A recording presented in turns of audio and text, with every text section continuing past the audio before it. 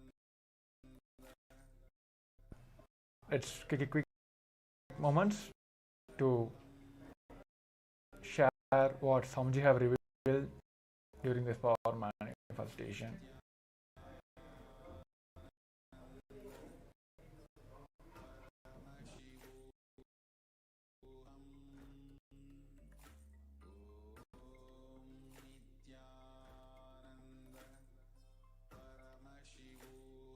Yes. Let us verify our answers now. It is a set of dice. It's a colors.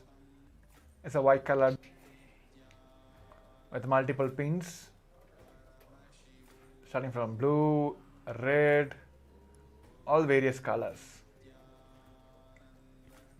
So now you can post and also share how many of you are able to manifest these colors or the pictures, or you might have just remembered or just came into a third eye that a person who keen about or who likes playing this dice game. So whatever Swamiji have revealed, please do share that as well. And also take a moment to post in your social medias, sharing your experience about the power manifestation.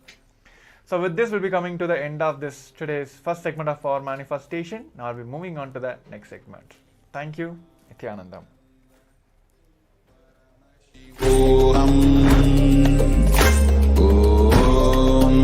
Nithyananda Paramashivoham. Om Nithyananda Paramashivoham. Om Nithyananda Paramashivoham. Om Nithyananda Paramashivoham. Om Nithyananda Paramashivoham. Om Nithyananda Paramashivoham. Om Nithyananda Paramashivoham. Om Nithyananda Paramashivoham. Om Nithyananda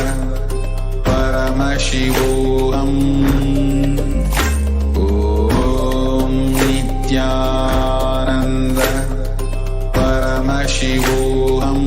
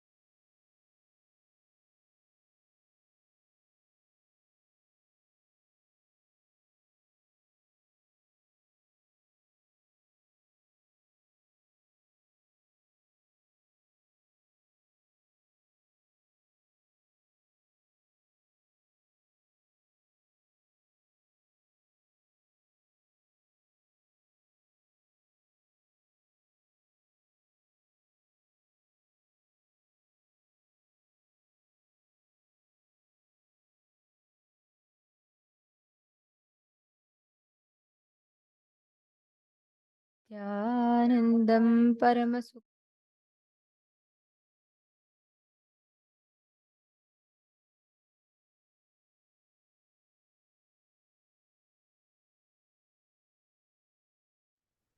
Nithyanandam Paramasukadam Kevalam Jnanamurtim Tvandvatitam Gaganasadrisham Tattvamasyaadhilaksham Ekam Nityam Vimalamachalam Sarvadi Sakshi Bhutam Bhavatitam Trigunarahitam Sadgurum Tam Namami. Nithyanandam, welcoming all the participants, every one of you that have joined in here for today. Nithyanandam, everyone. The participants. Today is a very, very beautiful day. We're all going to be learning about Ganga Dharamurti and Ganga Visarjanamurti. Literally, the key to persistence, the key to manifesting the reality as we want. We are going to be learning one of the most profound and important sciences of today. So all the participants that have joined with us today, Nithyanandam, welcome. Thank you so much for being here. Ma Diana Spillav, Ma Jnana Pradayini, Nithyanandam, Ma Cindy Chang, Ma Sumati. Very nice and wonderful to see all of you joining here with us. Ma Yujin Kin. Beautiful. See, today is going to be a very, very important day. And for the initiation today, we're going to be having the super-determinism initiation, and we're going to be manifesting the power of ruling dice and consciously printing the reality as we want. It's going to be a very beautiful day ahead. So we wish every one of you all the best for your journey today, and get ready to break all the doubts that you are stuck in and to have a transformation, complete change in the way you perceive life, in the way you make your decisions, in the way you try and change the reality that life presents in front of you. See, please understand, today Ganga Dharamurti, Ganga Visarjanamurti are the forms of Paramashiva, where he receives Ganga and he releases Ganga from his jatas. And this is a very, very powerful experience, powerful cognition. Very important that we understand and cognize this. Getting it? Yes, and also I just wanted to add to this.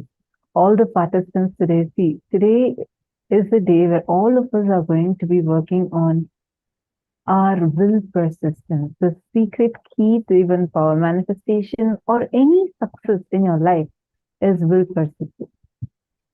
If you see Swamiji, no matter what has happened, no matter how many things Swamiji had to face for this, but Swamiji never ever gave up on his vision to make Kailasa happen for Hindus, for us, for humanity at large.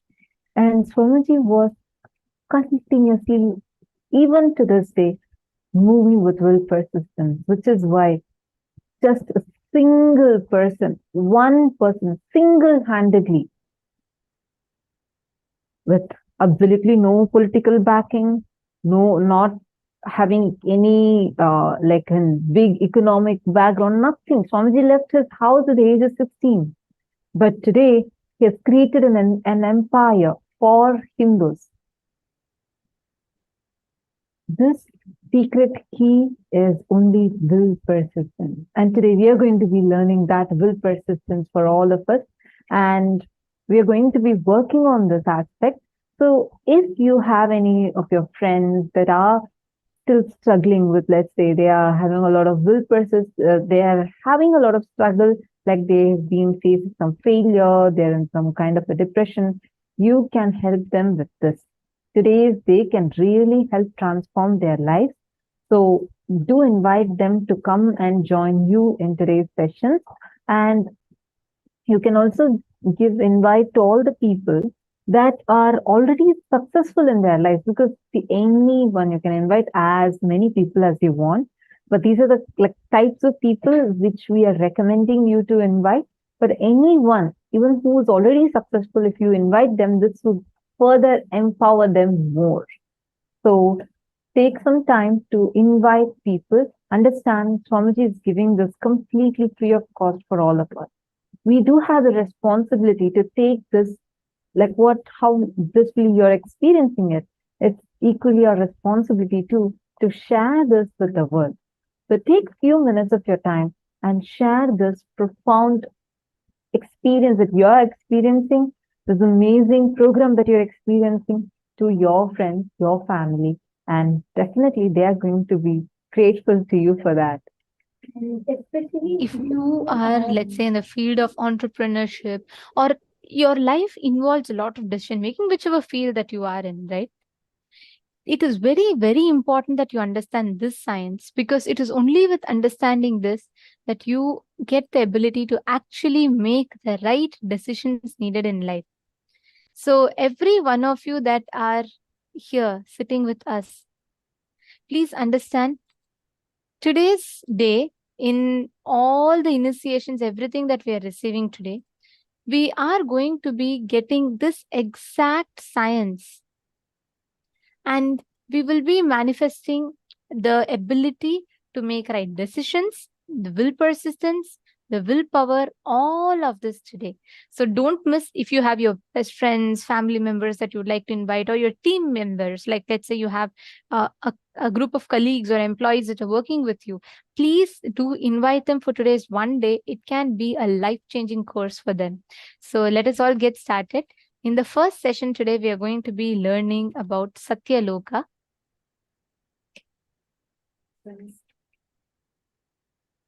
Since today is the darshan of Bhagavan Gangadhara Murti and Ganga Visarjana Murti, Ganga resides in Satya Loka.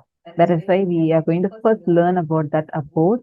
See, learning about these existence of parallel universes will help us tremendously to understand, cognize the amount of options that we have, what kind of things we can experience, which will empower us even when we leave the body.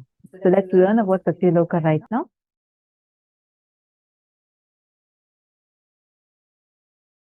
There are vertical time zones, Bhur, Bhuva, Suva, Tapa, Satya. The Satya Loka, where Brahma resides, there, one day of Brahmaloka is 4.32 billion human years. Understand? One day of Swargaloka means the vertical time zone above us. Bhur, Bhuva, Suva, Tapa. It goes and Satya, then beyond Satya is Vaikunta, beyond Vaikunta is Kailasa.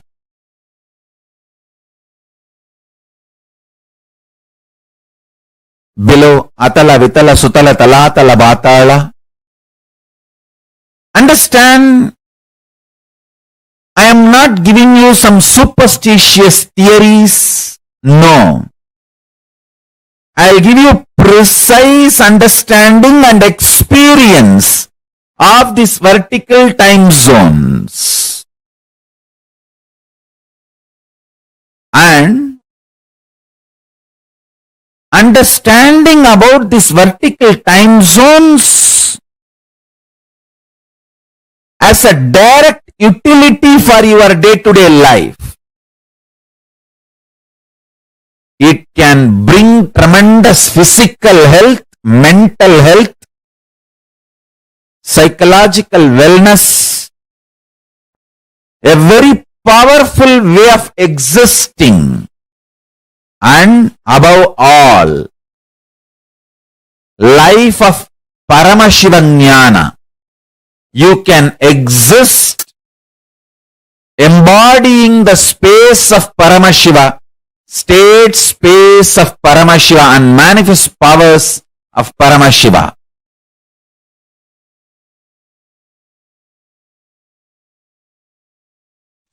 Tapo Loka is above the Jano Loka. The great yogi Sanantana, Ribu, Sanat Kumara, Sanaka, who are the great ascetics, are living there. Its height is 12 crores of yojanas. Above this is the Satya Loka, abode of the Brahma, whose cognitive mind is centered only on Satya, and who has attained the lordship over the Kalpa. Because of such powerful cognition, it's abounding in all kinds of the wealth and awe-inspiring objects and enjoyments. Its height is 16 crore of yojanas. Savitri, the Vedas and the Upavedas are there, assuming their relevant forms above the Satya Loka. There's abode of Vishnu, Paramapada, who subdued Madhu.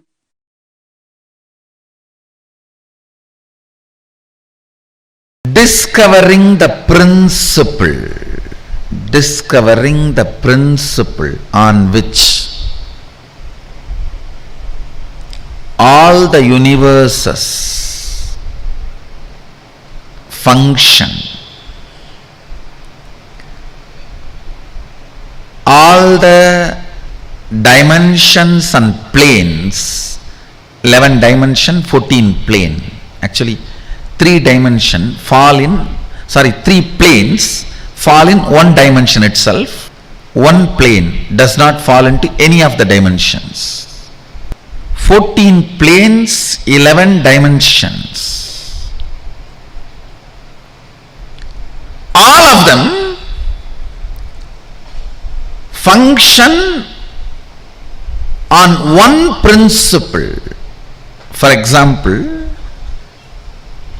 if you are habituated for New York lifestyle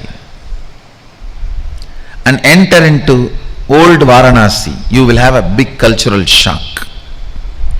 If you are habituated to old Varanasi and enter into London, you will have a big cultural shock. Listen carefully. The American dollar may be useful in America. Indian dollar may be, Indian currency, rupees may be useful in India. Malaysian ringgits may be useful in Malaysia. But gold is a universal currency. The whole planet Earth, anywhere, the gold can be used as a currency. Same way, there is certain culture, mental setup, software useful in New York. There is certain mental setup, culture, lifestyle useful in Bangalore. There is certain culture, mental setup useful in Varanasi. There is certain culture, mental setup useful in Germany. If you move to a different place, you will have a cultural shock. But there is one culture, one principle common to the whole 14 planes and 11 dimensions, the whole Brahmanda. If you develop this one principle in you, you have a cosmic currency, you will not have shock in any of these planes. Any transition into any plane, whether you go to Pitruloka, Bhuloka, Bhuvaloka, Tapaloka, Tapuloka it's called, Satya Loka, Brahmaloka, Vaikunta, Kailasa, Goloka, Patala. It is like you have cosmic currency. That principle is oneness.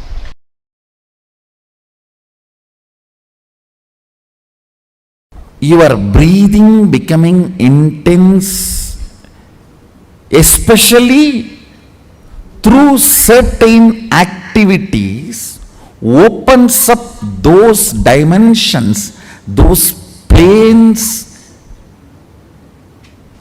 and your brain awakens the ability to have access to those dimensions. Listen.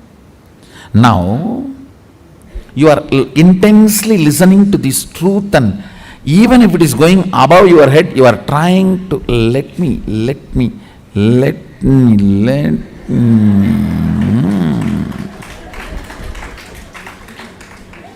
Then your breathing actually gets into certain subtle flow, which is intense. Subtle don't think means shallow. No. In subtle breathing also it gets intense. During the puja, that subtle intensity happens. During the kirtan, raw intensity. During the yoga, a programmed intensity. Understand? Regulated intensity is yoga. Raw intensity is karana, kirtan. A subtle intensity is while during puja or during the satsang. Now, your breathing is getting subtle. It will go and hit a component in your brain which will open your ability to access Satya Loka. Listen. Each of the activity and the prana intensified through that activity opens up a component or a part of your brain construct which gives you access to the different dimensions of life. Your brain is constructed for this multi-dimensional access. Understand? Ability to access multi-dimensions of the universe is your nature. It is there with you. Just the breathing need to be intensified through different methodology to open up those dimensions so you can have access. When there is a heavy truth is told, still you have not completely cognized, but that does not mean you are not able to cognize. It is like a digestion is going on. It is like digestion is going on. It is there on your head like a funnel, it is going inside and you are. During that time, certain intense, subtle breathing gets developed that gives you access to Satya Loka. I want you to know the strength of the life in you is strength of your breathing. When the breathing becomes intense, your brain's capacity to cognize all the other planes opens up. It is like cracking the code, cracking the passcode.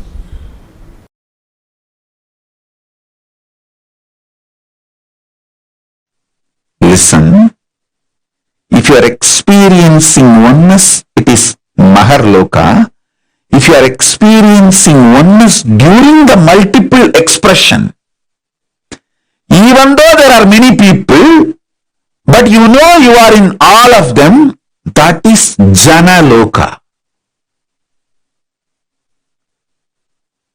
Even if you listen to these powerful cognitions, you will be irreversibly empowered.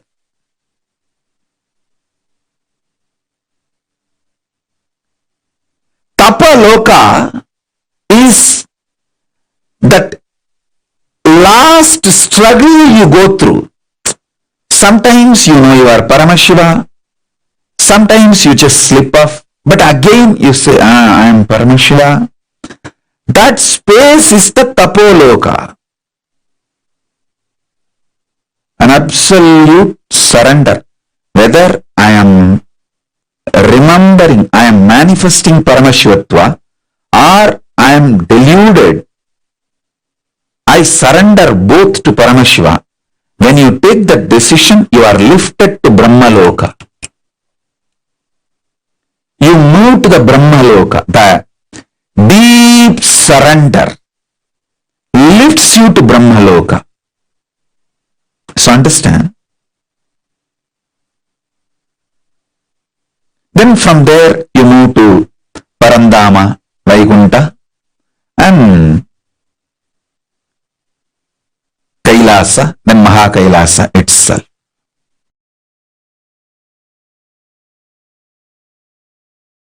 If I raise to Brahma Loka, is it possible to fall back again to Bhuloka or Bhatala Loka? Don't worry. Even if you raise up to Swarga Loka, very rarely people fall back. Otherwise, usually 99.999% of the people only go higher and higher and higher. Exemption, rare stories only this falling back. Like sometime rarely you hear some fellow raped his own mother. It's like a rare exemption. Like that, some rare people fall down from Swargaloka to Bhuloka. Otherwise, 99.99% they just go only higher and higher and higher. Gayatri mantra raises you up to Swargaloka.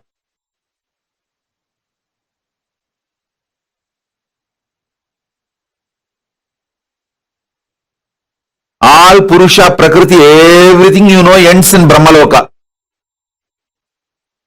Above Brahmaloka, nothing you even imagine about it. Nothing you can even imagine. You can only experience. Till Brahmaloka only are your imagination projections can even measure.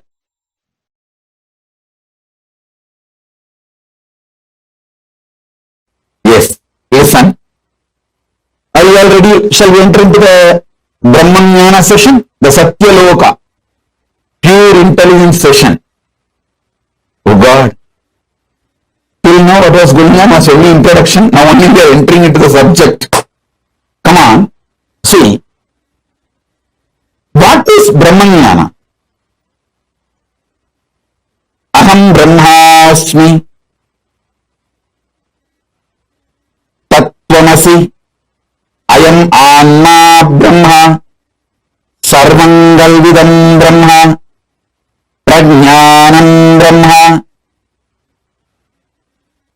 Listen, I will explain everything. I will explain everything. First listen to all these words I am uttering. Aham Brahmasmi. Tattvamasi. Prajnanam Brahma. Sarvangalvidam Brahma. Ayam Anma Brahma. Shivoham. Soham. All these statements mean the same.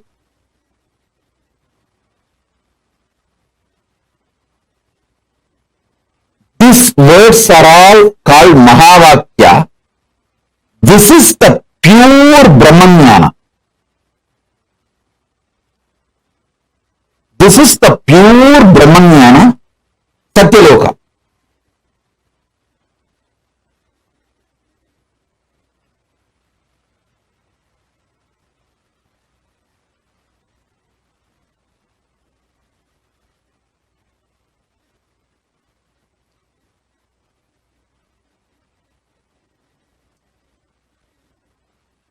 Tattvamasi means you are that.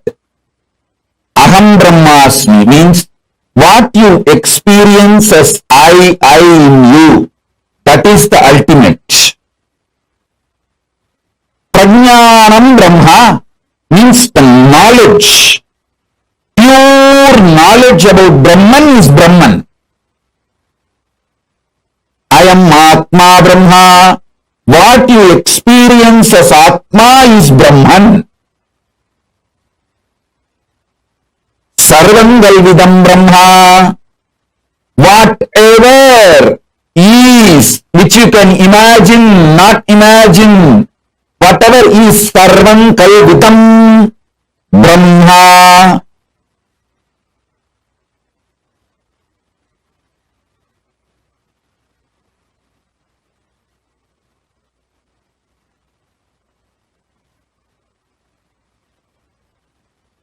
All of you please listen. Complete attention please. Prajnanam Brahma means complete knowledge about Brahman is Brahman. Sarvam Kalvitam Brahma, everything exists. You know, you don't know, everything is Brahman. I am Anma Brahma. Your very soul, core is Brahman. This knowledge leads you to Brahmaloka, space of Parabrahma. Listen. Satya Loka and Brahmaloka is one and the same. Even if you reach Satya Loka, that's enough. From there, automatically you will merge into Parabrahman. Making this truth not as first priority, but only priority, takes you to Brahmaloka. Now, whatever I said, these few words, whatever you can capture, whatever you understood, type it. Then I will take you to the next step. Listen.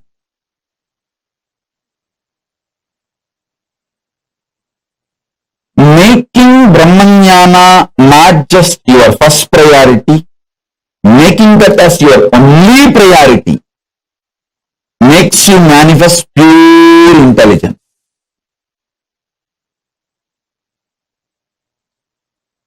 Come on.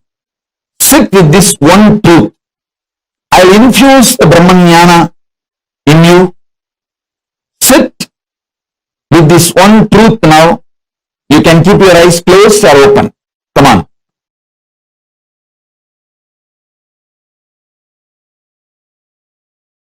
If you start cherishing the idea, I am eternal, means you are eternal. Aham Brahmasmi. Start cherishing the truth. Aham Brahmasmi means you are eternal. Whatever you feel as you is eternal. When you start cherishing this truth, everything else is impermanent. You will see all the psychological, physiological, neurological ups and downs in your life drastically reduces.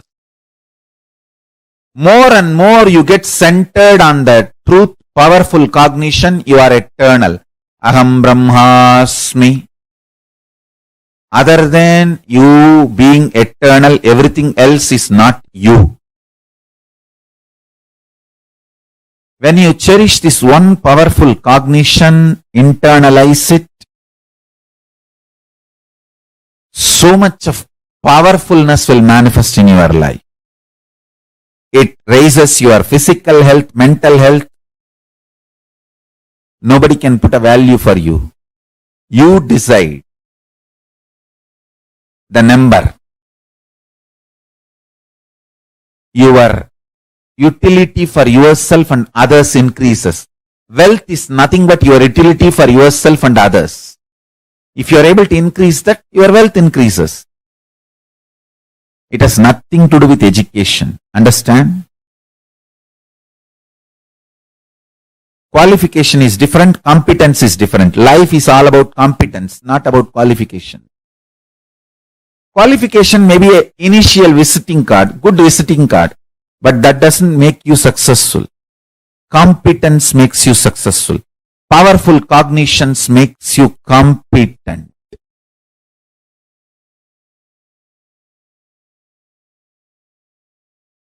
Powerful cognitions makes you competent.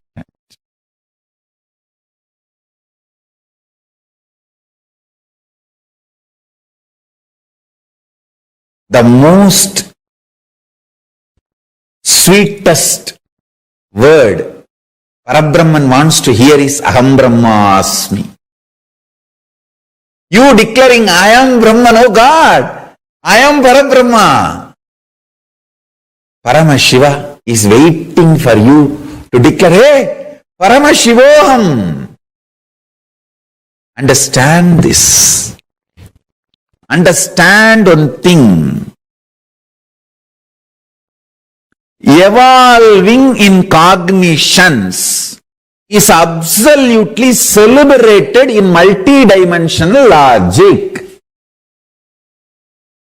This is one of the most important truth. Ontology of Paramashivoham. In Paramashivoham ontology,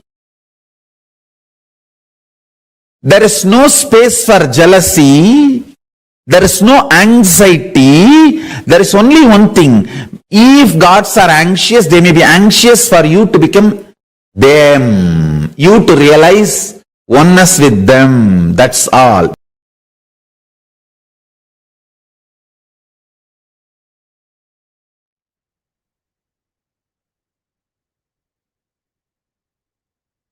Such a beautiful session all of us just had now.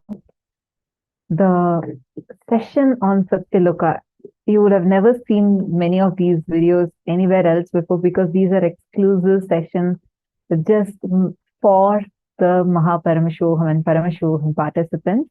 And especially the session where Swamiji explained about the Mahavakyas, like Aham Brahmasmi and Tattvamasi, all these are Mahavakyas, just which powerful cognition meditated upon can directly lead you to the ultimate.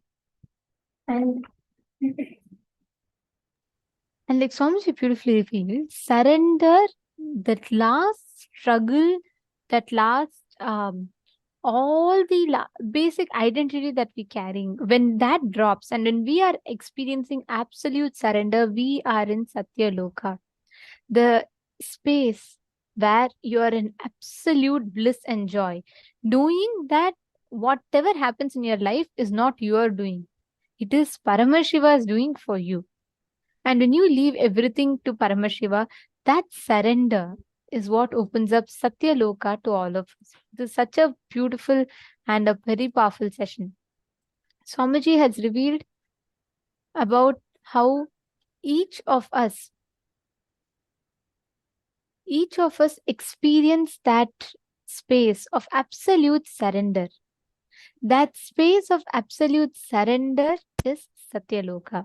That is what we all experience. When the Satya Loka opens, when we all enter into the Satya Loka, this is the exact experience that our being receives, our being has. Now, every one of us that are sitting here, Satya Loka is the abode of Brahma, the place where Brahma exists.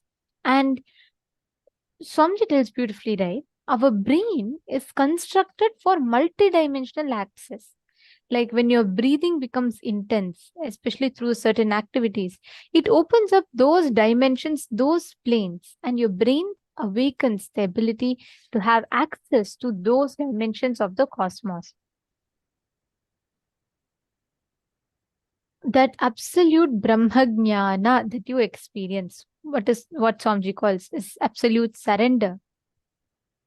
Start cherishing the truth that Aham Brahmasmi, means you are eternal.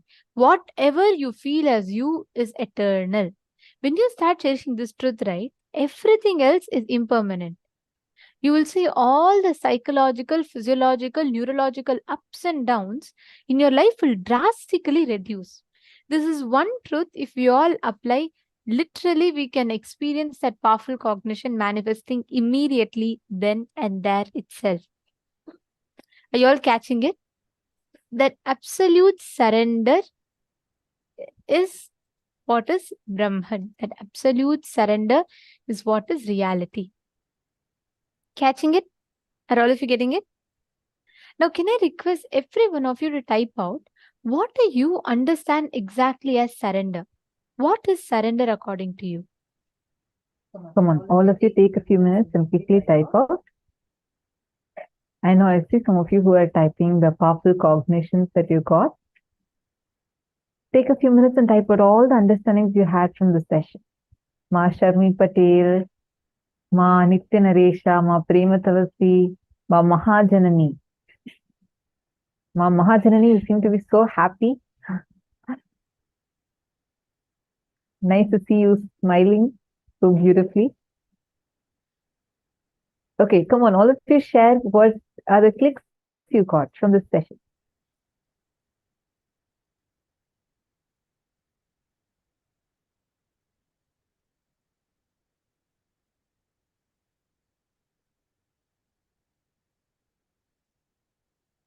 Ma Priyesha, I just read your message. Gratitude to Swamiji for giving all of us such an amazing program. This whole program is directly a gift from Swamiji, because the amount of effort Swamiji has put into designing the program, or giving us all to give the best experience. Like you're sharing so beautifully how you feel tremendously healed and overflowing with love and joy. It's absolutely Swamiji's compassion. He's making the effort that Swamiji's put so much for giving everything in the perfect way and making it available completely free of cost until this Chaturmasya. It's just wow. Swamiji is just so amazing.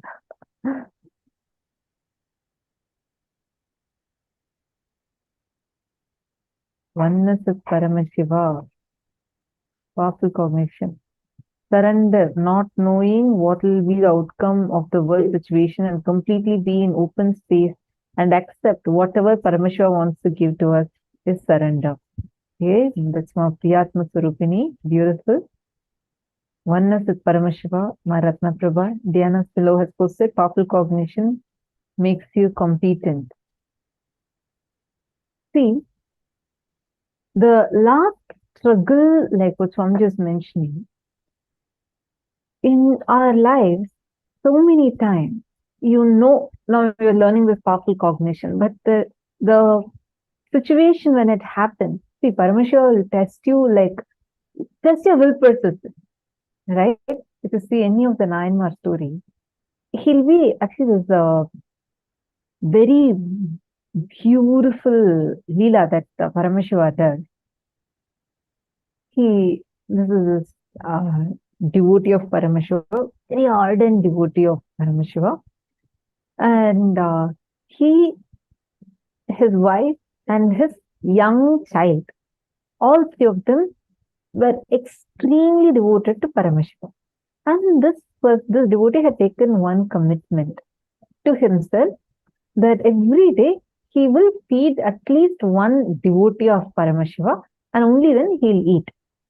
So every day he'll find 1, 2, or any devotees of Paramashiva, feed them, and after feeding them, then he will eat. This is how he was. So Paramashiva decides to play a Leela with him. Understand, if Paramashiva is playing a Leela with you, be very clear. He has chosen to play that Leela with you because he knows you have that will persistence, that capacity to stay resilient. That is why he even plays the Leela with you.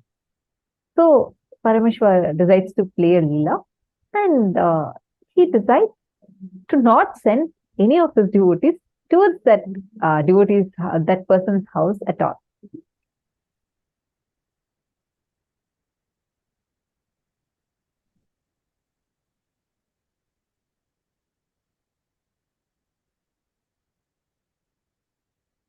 And this person is waiting, like he doesn't know. I'm just trying to remember his name. So this Nayanmar, he becomes a Nayanmar. This person is waiting. He's looking here, there. He goes everywhere, tries searching. He is not able to find a single devotee of Paramashiva. And he's like going everywhere, street by street, he's saying, it's morning is over, afternoon is over, it's almost evening. And he's like almost about to faint. He's that hungry. But he's very clear with his vow that he will only eat after feeding any devotee of Paramashiva. And Paramashiva comes in the form of a Gori Baba. He comes down And he starts going in front of this person's house. And this guy was like literally praying to Paramashiva. And the moment he sees one Aghori Baba walking, he just runs and falls at his feet. He requests, see, I have this guy's name was Tirutondanaayana.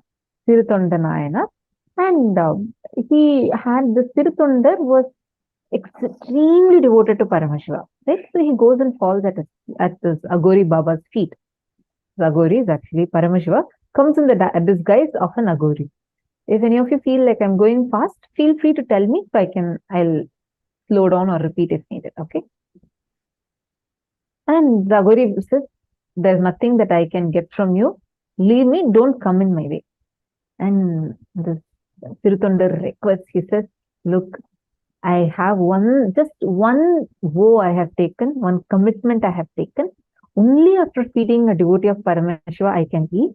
I have been waiting since morning. I'm taking this as a message from Paramashiva himself that you have come to come in front of my house. I have not been able to feed anyone since morning. So I request you to come and accept one meal. Whatever food you want, I'll make it and give. Aghori asks, any food I want? He says, yes. Tirutondar says, yes. Any food you want, I myself will prepare that and give it to you.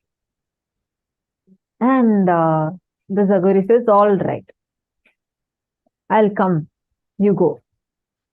And the Aghori comes into Tirutondar's house. Tirutondar, the wife, and the son, all the three, son is about 6-7 years old, small kid.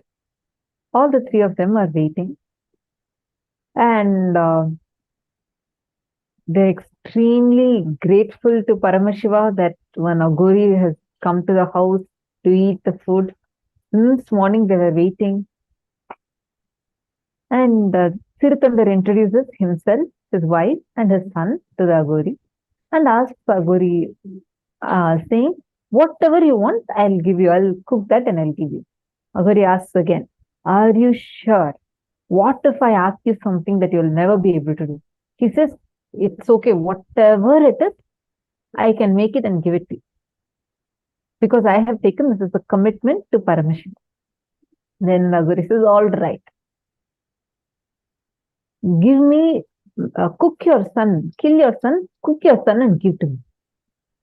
This guy never expected this kind of a request. He and his wife were just shocked to hear. They were shaken from their very core. Tirutondar asks again, what exactly do you want? The Aghori repeats, kill your son, cook your son, and give the meat of your son to me. Like he asks, I want to eat the meat of your son. He is terrorized. Tirutondar is shaken. But he says, he and his wife go aside. They both discuss. They come to the conclusion, no matter what, I have taken this commitment to Paramashiva that I will feed his devotees. And definitely it is Paramashiva's Leela only to even send this Aghori to our house. And this is what he is asking. Understand, this person, Tirutondar, does not even know that the Aghori who has come is actually Paramashiva in disguise. He does not know that. He only thinks it's like a message from Paramashiva. And he has only taken this as a commitment to Paramashiva's deity. He has only committed that he will feed. He has not even committed he'll obey whatever they say. He says, the Tirutondar decides, no matter what, let us just go. This is what he's asking. And we'll cook our son's meat, give it to him, and we will also end our life. But we will not go back in our commitment. They actually go. The son comes and tells. The son tells, why are you both worried? Take this as a message from Paramashiva. I am so more than happy that for this commitment, I am giving my life and it is after all Paramashiva. Both of them are shocked seeing the son's powerfulness, and all three of them decide and they do that most painful tyaga, because for Sirutondar, nothing else was asked. He was showered with wealth, but he used all that wealth to do only seva to Paramashiva's devotees. He built temples, he built different charities, everything. Whatever he had, everything he had done tyaga. The last one was his son. He was deeply attached to his son. And they cooked the meat of their son, and with eyes are pouring, their hands are shivering, they just go and give it to the Agori Sadhu, and they just go behind and stand. And the Agori says, why are you guys not sitting and eating with me? And they request, please, I have given to you what you had asked for. I had kept up with my word. Please, I can't bear this further. Kindly excuse us. Don't try to make us to come and eat us.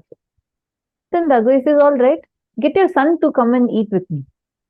They're like, you just asked us, we cut our son and we have cooked him, he's in your food. What do you mean by asking him to come and sit and eat with you? They request, saying that my commitment to Paramashiva is over and I have done whatever best I can do. Please don't force me further, like the Sirutanda request. Agori says, no, you have committed that you will feed me, you will do whatever you have committed to me, that you will give me whatever I am asking for. I will not touch this food if your son is not coming and sitting with me. Call out your son's name. Sirutondar was already broken inside. He has done the worst thing that any parent could ever even think of. He is shivering, shaking, decided already to end his life. And this guy, this Agori who's coming and sitting in front, is demanding, saying that, no, get your son back alive. From where will he go? He again prays to Paramashiva. He says, oh Prabhu, I don't know what this whole Leela is all about, but this Agori is asking, I have given a word to him, so I am just surrendering to you. And then he says, he just calls out his son's name. Suddenly, his young kid comes running from outside, as if he was just playing outside. He runs and comes inside. Both the parents are shocked. They cannot believe their eyes. From where is his son running and coming? They had just cooked him a few minutes ago. Then the Agori disappears and graces as Paramashiva and gives the boon to them that forever their devotion will be worshipped, their surrender will be worshipped. And even now, so many Shiva temples, Paramashiva's temples, we have the deity of Sirutanda Nayana. Even in Kailasa, Canada, Kailasa, Toronto, we have a beautiful deity of Sirutanda Nayana. Understand that last struggle that he was facing, that last struggle to surrender, even that, Paramashiva, he created like as if everything is going to end.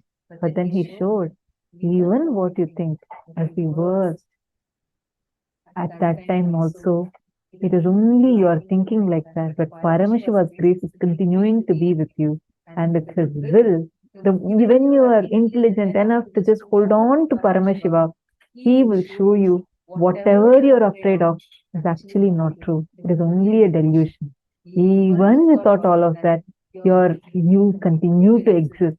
And even what you think you have sacrificed for his sake, he gives it to you, and much, much more than that. Even if And you think showers he is it. taking the maximum from you, what you think as, all my everything has been taken away, he still showers you with the most ultimate, even beyond what you can imagine. He gives you back what you think you gave him with much more. The sun which came back was not just normal. He was now literally Paramashiva's own extension. Paramashiva, living that enlightenment as Paramashiva. That space is what Paramashiva gives us. Even beyond what you think, what you understand, what you can cognize, Paramashiva gifts this science to us. How many of you understood the story? Understand? This is Paramashiva's Leela in all our lives. Whenever you surrender, even when he tests, understand he is not testing you, he's testing your will persistence. Now see, after thousands of years, till now, Tirthanda Nayanar, greatness, his devotion, his surrender is celebrated in so many temples. Processions are held for him. Understand that when you are that last surrender that you are doing is the one that actually helps you. That is the only thing that you need to surrender. But when anything you give up for him, understand you will get him and what you had given up also. But anything for which you try to give up on him, you will neither get that nor you'll get him. Just remember this. This is the key. This is literally the key to experiencing, opening up the portal for you to enter that highest parallel universe, the Satya Loka, surrender. And this is surrender. Not our calculated saying, oh, okay, Paramashiva, I'm giving you this much. You have to give me this. Let me wait. If you don't, then I'll withdraw. That is not surrender. That is not at all surrender, what Paramashiva explains. Now, all of us from this exact same experience, let us all enter into the power manifestation session. Today, we are going to be manifesting a very, very beautiful power. We are going to be manifesting the power of communicating with nature and bringing rain. Actually, imagine, see, every one of us are like so much in, not in touch with the reality around us today, the nature. We are constantly creating this for ourselves. If we just understand, if we just analyze this, the way you experience that connection, the way that you are, the way you manifest the reality, everything will be very different. The power that we are going to be manifesting today is a very, very important one, because with this, you will be able to manifest that experience of oneness. You are going to be able to bring rain just by your will. Ready? Shall we all start? Okay. So now I'm going to be chanting the Shastra Pramana. This is from Vijnana Bhairava Tantra, 113th Sutra, 87th Dharana.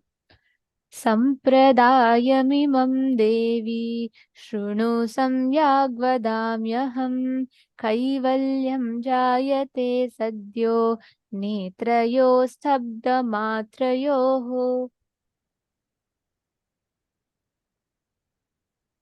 Bhagavan Paramashiva says, O Devi, listen to this sacred tradition. I shall reveal it to you vividly, completely. Just keep your eyes completely wide open.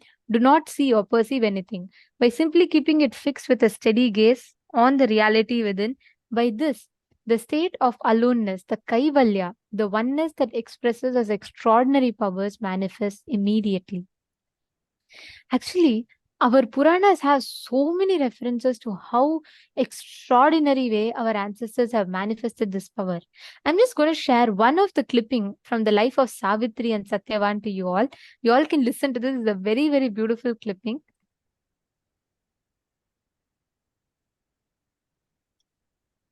Power manifestation, enlightenment science of Hinduism is not just little peace and little bliss. No. It gives you tremendous peace and tremendous bliss, no doubt. But the conscious science of Hinduism is playing with the reality. One chaste woman who does not want to lose the husband for some reason because she loved him so much, she just stopped the sunrise. And it is true.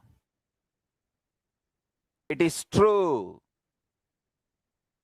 Just calculate the Satyavan Savitri's time period. Go and check astrological flow. Exactly those few days there was no sunrise. How? You do research. If you ask me the answer, I am a Hindu monk, I will say the power of Savitri.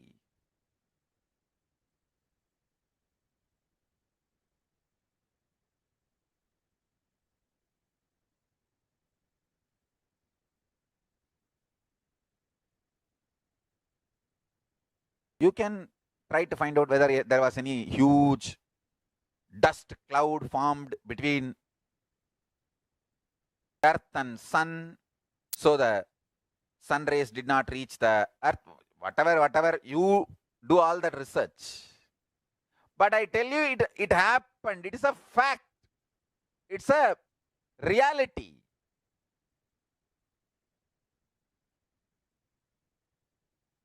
Savitri was able to stop the sun rays falling on the planet Earth for few days. Chastity.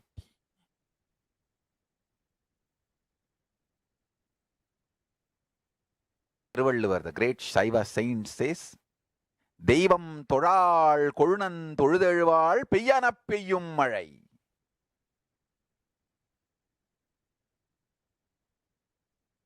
Toral means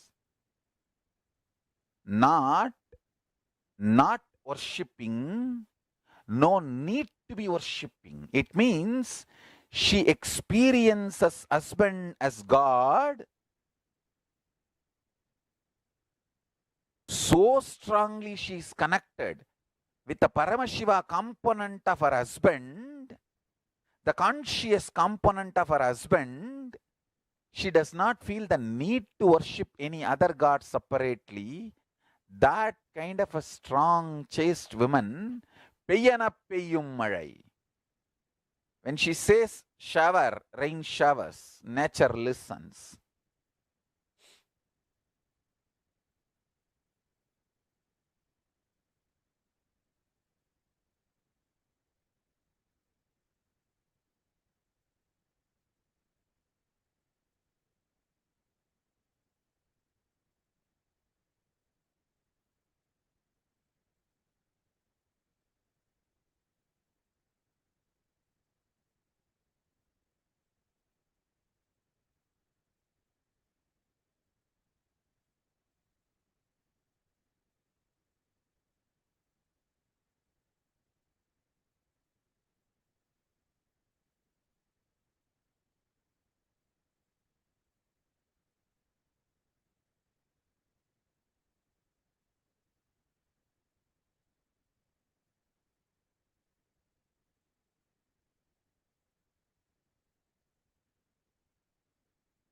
Day starts with sunrise.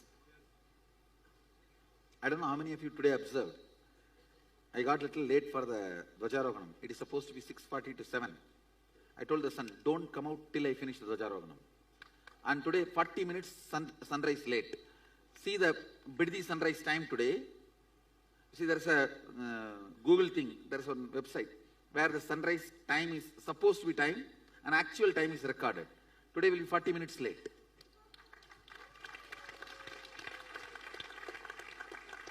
You want to see? It was actually only after I came out, finishing the Dvajarohanam, sun was even seen in the east. Not because of cloud. Cloud means it will be seen higher.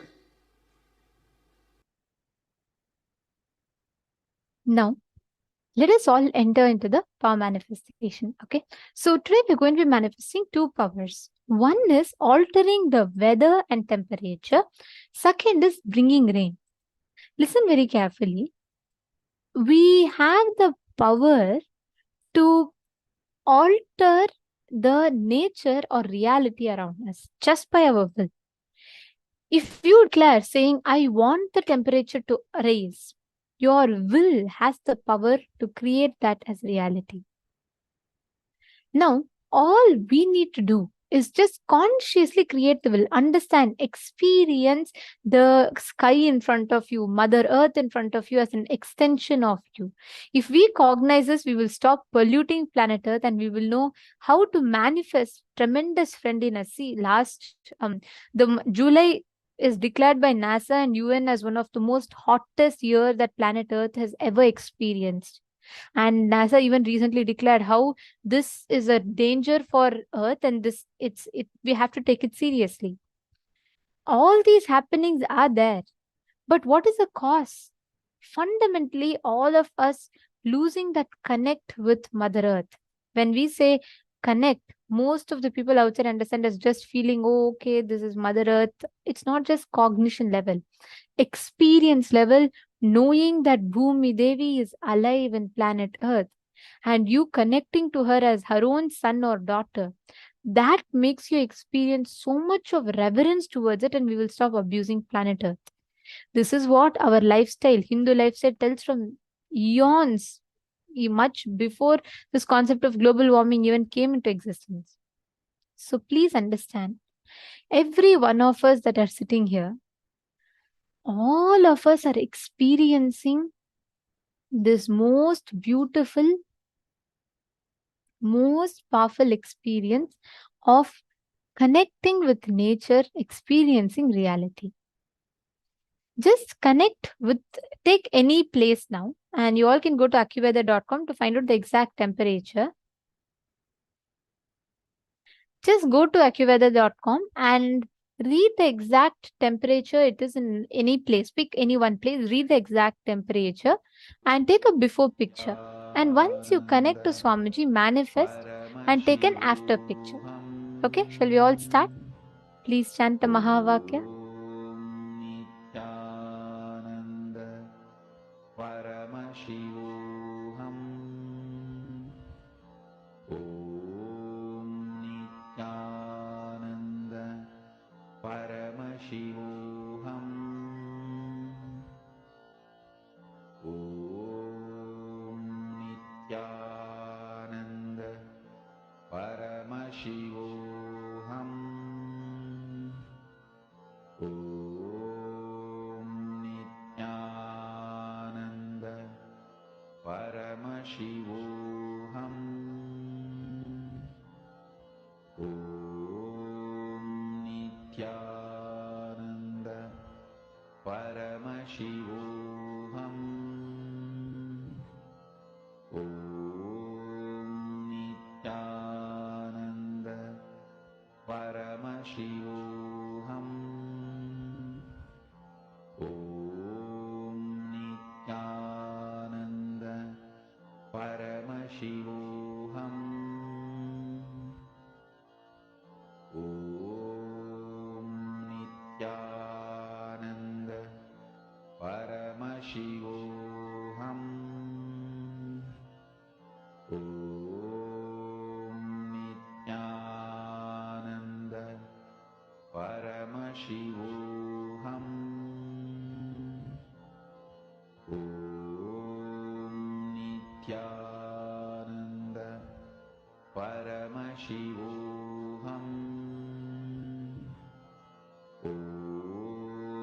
Nithyananda Paramashivoham. Om Nithyananda Paramashivoham. Om Nithyananda Paramashivoham.